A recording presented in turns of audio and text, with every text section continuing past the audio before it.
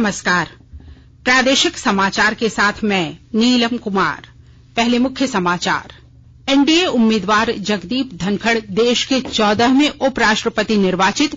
राष्ट्रपति, प्रधानमंत्री, राज्यपाल, मुख्यमंत्री सहित कई केंद्रीय मंत्रियों ने दी शुभकामनाएं। नीति आयोग के शासी परिषद की 7वीं बैठक आज नई दिल्ली में। प्रधानमंत्री नरेंद्र मोदी करेंगे अध्यक्षता। देश भर के डाकघर स्वतंत्रता दिवस से पहले सभी अवकाश दिनों में खुले रहेंगे। हर घर तिरंगा अभियान के अंतर्गत करेंगे राष्ट्रीय ध्वज का वितरण और बिक्री। और राष्ट्रमंडल खेलों के लॉन बॉल स्पर्धा में पहली बार भारतीय पुरुष टीम ने रजत पदक के साथ दर्ज की ऐतिहासिक जीत। झारखंड के 3 खिलाड़ियों ने दिया अहम योगदान। और अब समाचार विस्तार से। एनडीए उम्मीदवार जगदीप धनखड़ देश के 14वें उपराष्ट्रपति निर्वाचित हुए। उन्हें 528 वोट मिले हैं। विपक्ष की उम्मीदवार मार्गरेट अल्वा को 182 वोट मिले हैं। कल हुए इस चुनाव में कुल 725 सांसदों ने मतदान किया। लोकसभा के महासचिव उत्पल कुमार सिंह ने श्री जगदीप धनखड़ को उपराष्ट्रपति निर्वाचित होने की घोषणा की। राष्ट्रपति द्रौपदी मुर्मू, प्रधानमंत्री नरेंद्र मोदी, केंद्रीय मंत्रियों और कई नेताओं ने उपराष्ट्रपति चुनाव जीतने पर श्री जगदीप धनखड़ को बधाई दी है। राष्ट्रपति मुर्मू ने एक ट्वीट में कहा कि श्री धनखड़ के सार्वजनिक जीवन के लंबे और समृद्ध अनुभव से राष्ट्र लाभान्वित होगा। उपराष्ट्रपति एम वेंकैया नायडू ने भारत के 14वें उपराष्ट्रपति के रूप में चुने जाने पर श्री धनखड़ को बधाई देते हुए कहा कि राष्ट्र को उनके विशाल अनुभव और कानूनी विशेषज्ञता से बहुत लाभ होगा। प्रधानमंत्री नरेंद्र मोदी ने ट्वीट कर कहा कि ऐसे समय में जब देश आजादी का अमृत महोत्सव मना रहा है, कानून का सर्वश्रेष्ठ ज्ञान और बौद्धिक विलक्षणता रखने वाले किसान पुत्र का उपराष्ट्रपति चुना जाना हमारे लिए गौरव की बात है। केंद्रीय गृह मंत्री अमित शाह ने कहा कि श्री धनखड़ अपने लंबे सार्वजनिक जीवन में लगातार लोगों से जुड़े रहे हैं। उन्होंने कहा कि जमीनी मुद्दों की गहरी समझ और उनके अनुभव से उच्च सदन को निश्चित रूप से फायदा होगा। इधर राज्यपाल रमेश बैस ने उपराष्ट्रपति चुने जाने पर जगदीप धनखड़ को हार्दिक बधाई और शुभकामनाएं दी हैं। उन्होंने आशा व्यक्त की है कि अनुभव का लाभ उच्च सदन राज्यसभा को निश्चित रूप से मिलेगा। मुख्यमंत्री हेमंत सोरेन ने भी श्री धनखड़ को अपनी शुभकामनाएं दी हैं।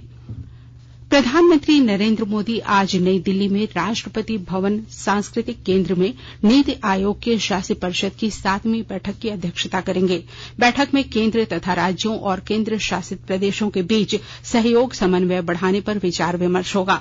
फसल विविधीकरण तथा तिलहन, दलहन और अन्य कृषि उत्पादों में आत्मनिर्भरता प्राप्त करने, राष्ट्रीय शिक्षा नीति के कार्यान्वयन और शहरी प्रशासन का विषय भी बैठक के एजेंडे में शामिल है।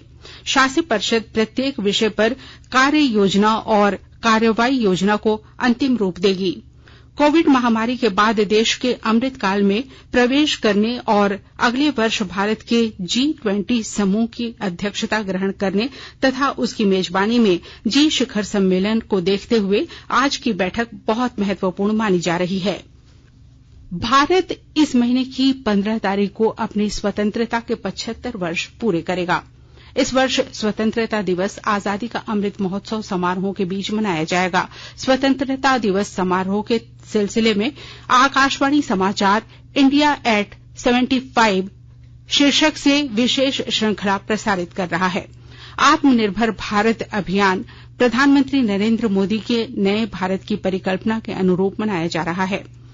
12 मई 2020 को श्री मोदी ने आत्मनिर्भर भारत अभियान का आगाज किया था। इसका उद्देश्य राष्ट्र को सभी क्षेत्रों में स्वतंत्र और आत्मनिर्भर बनाना है। श्री मोदी ने आत्मनिर्भर भारत अभियान के 5 स्तंभों अर्थव्यवस्था, मूलभूत ढांचा, कानून व्यवस्था, जीवंत जनसांख्यिकी और मांग का उल्लेख किया था।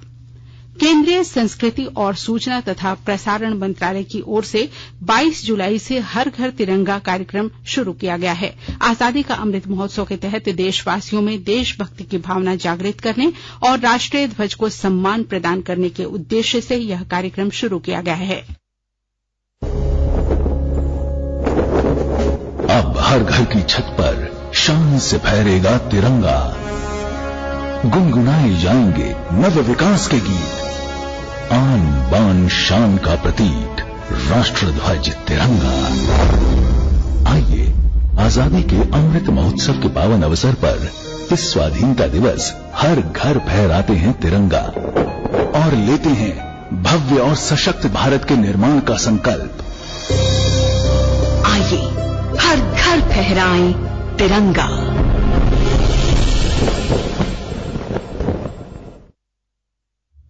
कृषि और संसाधित खाद्य उत्पादों के निर्यात में वर्तमान वित्तीय वर्ष की पहली तिमाही के दौरान 31% बढ़ोतरी हुई है। वाणिज्यिक जानकारी और सांख्यिकी महानिदेशालय द्वारा जारी अस्थायी आंकड़ों के अनुसार कृषि और संसाधित खाद्य उत्पादों का समग्र निर्यात इस वर्ष अप्रैल से जून की अवधि में बढ़कर 7 अरब 40 करोड़ 80 लाख अमेरिकी डॉलर मूल्य का हो गया। पिछले वर्ष की इसी अवधि में यह 5 अरब 66 करोड़ 30 लाख अमेरिकी डॉलर मूल्य का था। इस उपलब्धि में कृषि और प्रसंस्कृत खाद्य उत्पाद निर्यात विकास प्राधिकरण अपेडा के विभिन्न उपायों का विशेष योगदान रहा है। अपेडा ने वर्तमान वित्त वर्ष के लिए कृषि और संसाधित खाद्य मूल्यों का 23 अरब 56 करोड़ अमेरिकी डॉलर मूल्य का निर्यात लक्ष्य रखा है।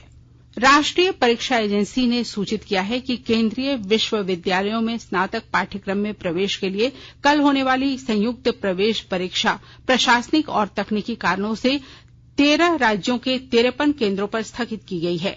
एजेंसी ने एक बयान में कहा कि स्थगित परीक्षा अब 12 से 14 अगस्त के बीच होगी। इसके लिए समान प्रवेश पत्र ही मान्य होगा। परीक्षार्थियों को परीक्षा स्थगित होने के बारे में एसएमएस और ईमेल से सूचित कर दिया गया है। राष्ट्रव्यापी टीकाकरण अभियान के अंतर्गत देश में अब तक 206 करोड़ 18 लाख से अधिक कोविड रोधी टीके लगाए जा चुके हैं। कल 24 लाख से अधिक वैक्सीन डोज दी गई। केंद्रीय स्वास्थ्य मंत्रालय ने बताया है कि 102 करोड़ टीके पहली डोज और 93 करोड़ 54 लाख लोगों को दोनों टीके लगाए जा चुके हैं। मंत्रालय ने बताया कि स्वास्थ्य देखभाल कार्यकर्ताओं, अग्रिम पंक्ति के कर्मियों और 18 वर्ष से अधिक आयु के व्यक्तियों आदि चुनी हुई श्रेणियों के लाभार्थियों को 10 करोड़ 57 लाख से अधिक एहतियाती डोज दी जा चुकी है। मंत्रालय के अनुसार 12 से 14 वर्ष की आयु के बच्चों को 6 करोड़ 81 लाख वैक्सीन डोज दी जा चुकी है। आकाशवाणी के ताजा तरीन समाचारों के लिए आप हमारी वेबसाइट newsonair.com पर लॉग ऑन कर सकते हैं। ताजा समाचार Twitter handle @AIR news alerts और Facebook page All India Radio news पर भी उपलब्ध है। आप प्रादेशिक समाचार एकांश के ट्विटर हैंडल @AIR न्यूज _ और फेसबुक, इंस्टाग्राम पेज तथा YouTube channel AIR news Ranchi पर भी हमारे बुलेटिन सुन सकते हैं। प्रादेशिक समाचार आप आकाशवाणी रांची से सुन रहे हैं और अब पेश है कोरोना से बचाव के कुछ संदेश। कोविड-19 से बचाव और सुरक्षित रहने के 3 उपाय। मास्क लगाएं, 2 गज दूरी है जरूरी, सुरक्षित दूरी रखें, हाथ और मुंह साफ रखें।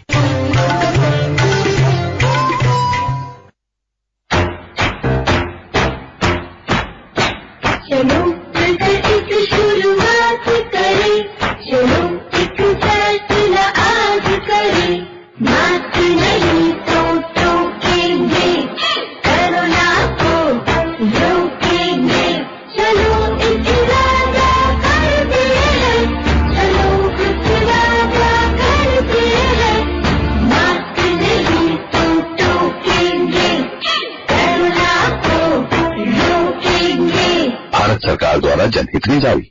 प्रादेशिक समाचार में आपका एक बार फिर से स्वागत है। देश भर के डाकघर स्वतंत्रता दिवस से पहले सभी अवकाश दिनों में खुले रहेंगे। सभी डाकघर हर घर तिरंगा अभियान के अंतर्गत राष्ट्रीय ध्वज का वितरण और बिक्री करेंगे। संचार मंत्रालय की विज्ञप्ति में कहा गया है कि 7, 9 और 14 अगस्त को सभी डाकघरों में राष्ट्रीय ध्वज की बिक्री के लिए विशेष प्रबंध किए गए हैं। गोड्डा जिले में बारिश कम होने से खेतों में बिचड़े सूख गए हैं। इससे सूखे की संभावना बढ़ गई है। इधर सब्जी उत्पादकों को भी अंदेशा है कि अगर बेमौसम भारी बारिश होती है तो सब्जी उत्पादन पर भी प्रतिकूल प्रभाव पड़ेगा। इसे लेकर जिले के विभिन्न प्रखंडों में फसल राहत योजना विशेष कैंप लगाया जा रहा है। सुखाड़ से प्रभावित किसान कृषि कार्य से संबंधित विवरण के साथ आवेदन फॉर्म जमा कर सकते हैं। हजारीबाग जिले में बुराई पर सच्चाई की जीत का पर्व मुहर्रम पूरी अकीदत और उत्साह के साथ मनाया जाएगा। विस्तृत ब्यौरा दे रहे हैं हमारे हजारीबाग संवाददाता।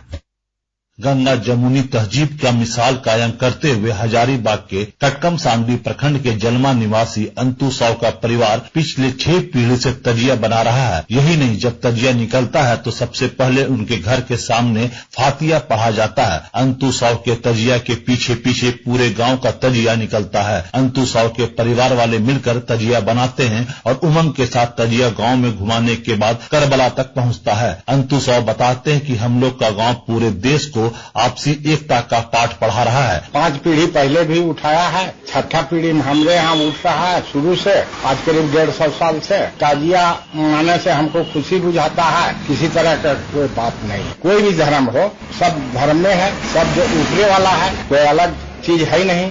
गौरव प्रकाश, आकाशवाणी समाचार, हजारीबाग। गोड्डा जिले के bypass road Shri Krishna Murari SBI शाखा के नजदीक एक दिव्यांग युवक की गोली मारकर हत्या कर दी गई। घटना कल शाम 7 बजे की बताई जा रही है। मृतक की पहचान सलौना टांड़ मोहल्ला निवासी 30 वर्षीय भीम महथा के रूप में की गई है। सूचना मिलने पर पुलिस उसे अस्पताल ले गई, जहां चिकित्सकों ने उसे मृत घोषित कर दिया।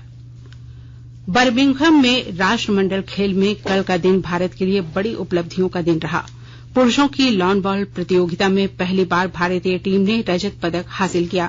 इस जीत में झारखंड के 3 खिलाड़ियों सुनील बहादुर, चंदन कुमार सिंह और दिनेश कुमार का विशेष योगदान है। भारतीय पहलवानों ने कुश्ती में स्वर्ण पदकों की एक और हैट्रिक के साथ कल बर्मिंघम में अपना दबदबा बनाया। रवि कुमार दहिया, विनेश फोगाट और नवीन कुमार ने अपने अपने वर्ग में स्वर्ण पदक जीते। अविनाश साबले ने 3000 मीटर स्टीप लचेज में 8 मिनट 11.2 सेकंड का नया राष्ट्रीय रिकॉर्ड बनाकर रजत पदक जीता। दूसरा रजत पदक प्रियंका गोस्वामी ने महिलाओं की 10,000 मीटर रेस वॉक फाइनल में जीता। बॉक्सिंग में अमित पंघाल ने जाम्बिया के मुक्केबाज पैट्रिक चिनियम्बा पर कड़ी मेहनत से जीत के साथ फाइनल में पहुंच गए, जबकि नीतू घंघास ने 48 किलोग्राम वर्ग के फाइनल में प्रवेश किया। निकहत जरीन महिलाओं के लाइट फ्लाईवेट वर्ग के फाइनल के लिए क्वालीफाई करने वाली तीसरी भारतीय मुक्केबाज बनी। बैडमिंटन में पीवी सिंधु ने मलेशिया की जिन वोई गोह को हराकर सेमीफाइनल में प्रवेश किया।